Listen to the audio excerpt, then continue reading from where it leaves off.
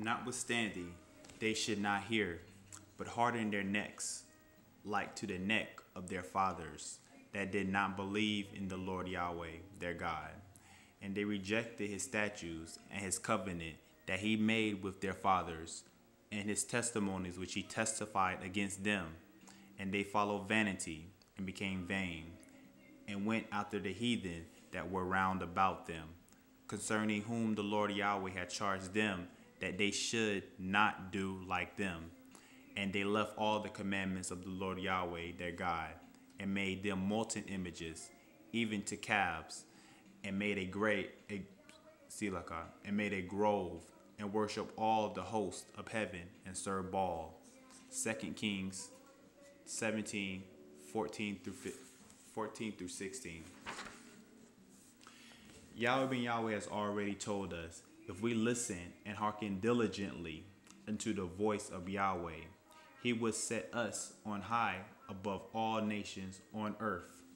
Let us turn now to Deuteronomy 28:1, which reads, And it shall come to pass, if thou shalt hearken diligently unto the voice of the Lord Yahweh thy God, to observe and to do all his commandments, which I command thee this day, that the Lord Yahweh thy God will set thee on high above all nations of the earth. This means observing the law. If we observe the law, we will be blessed. We will have so many blessings that it will overtake us. The Lord Yahweh will hit our haters with a hard blow straight to the face, as written in Deuteronomy 28:7, which reads, The Lord Yahweh shall cause thine enemies that rise up against thee to be smitten before thy face. They shall come out against thee one way, and flee before thee 7 ways. Whatever we set our hands on, Yahweh will bless, only if we hearken diligently unto him. Deuteronomy 28:9. The Lord Yahweh shall establish thee an holy people unto himself, as he hath sworn unto thee, if thou shalt keep the commandments of the Lord Yahweh, thy God Yahweh, and walk in his ways. And all the people of the earth shall see that thou art called by the name of the Lord Yahweh, and they shall be afraid of thee. Yahweh promises us all these treasures, and many more, if we walk in his ways. But the so-called black man and black woman has made a decision to go whoring after the ways of the heathen, the ways of the barbarian, the ways of the uncivilized, the wild man. And for this disobedience, Yahweh has stricken the so-called black man and black woman of America with curses. When we look at any state in America and also around the world, we find ghettos infested with mad men and mad women with botched and scabbed skin.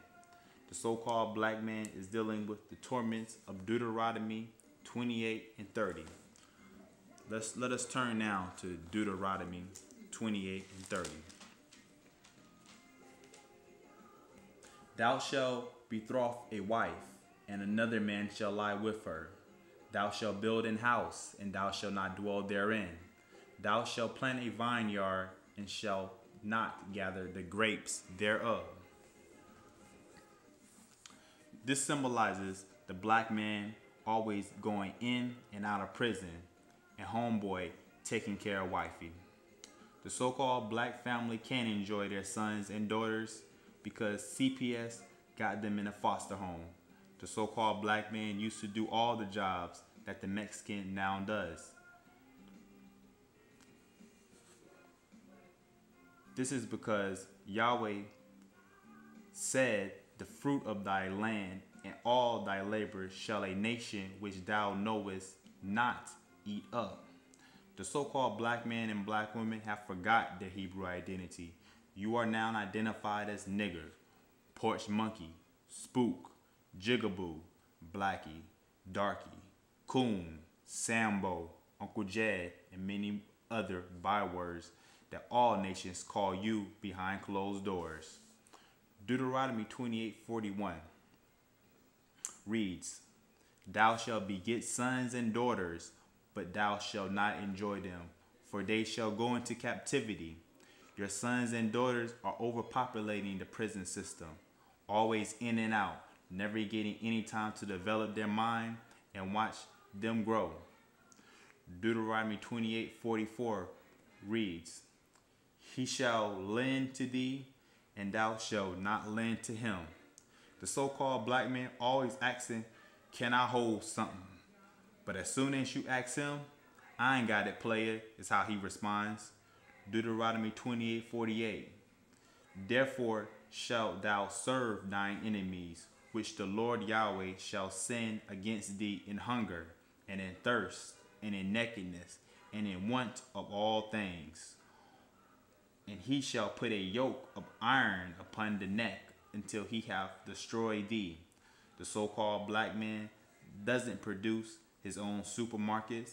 The so-called black man doesn't manufacture his own drinks. And vitamin water doesn't count.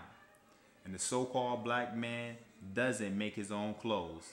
It's another nation, or should I say nations, behind it all. This means the so-called black man and woman are empty. They have no real value, fruitless. There is little sense and wisdom.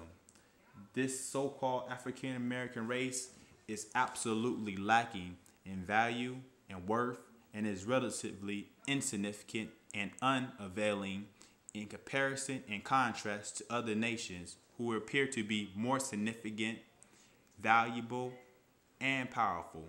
The so-called black man is charged off vanity, always worried about what the next man got and how he can outdo them when he ain't got nothing himself.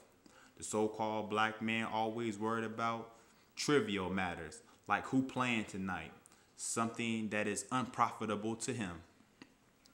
And when the game is not on, they want to go to the studio to make a song about degenerating their neighborhood by selling dope and prostituting somebody's child.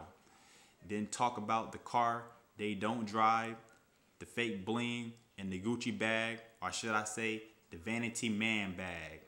All this for praise and admiration, with the hopes that they too can one day be a star or celebrity. But YHWH has already told us, we are the light of the world. A city that is set on an hill cannot be hid. If we come back to the laws of Yahweh, our sanity will return. So-called black man, ex-slave, YHWH, the King Star, is at your door. Just let him in, and he will give you true fame. Thank you for listening.